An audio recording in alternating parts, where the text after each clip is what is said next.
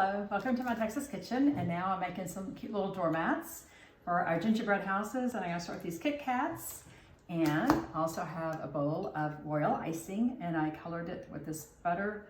It's called Buttercup Yellow food coloring. And so what I'm doing with the Kit Kats is I'm just breaking them into pieces, okay? So this is the size they'll be. So I'm going to dip them. And I like to dip them with the flat side down, okay? Because it's smoother, and you'll see why in a minute. So that's how easy it is. And I'll let these dry overnight, okay? So be sure to start early. And I love this color because it's really pretty. It's another fun color for your gingerbread houses. Okay, so there you go. Okay, so those are gonna dry overnight, okay?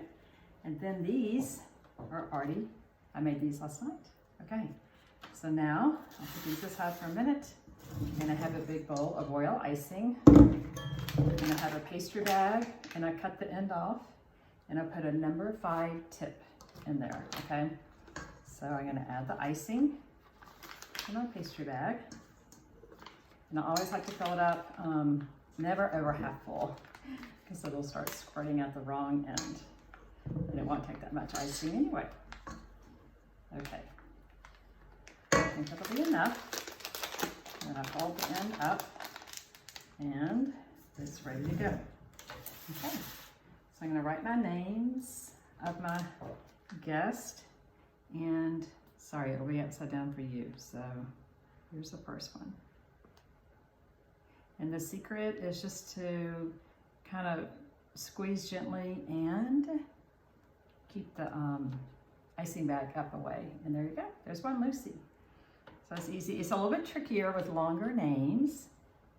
So hopefully your guests will have short names.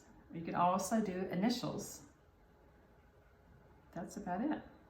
And it's really fun because when they come to your party, show up for your, decorating party, then everybody has a little doormat with their name on it. Okay, that's about it. The icing recipe is on my website, texaskitchen.com.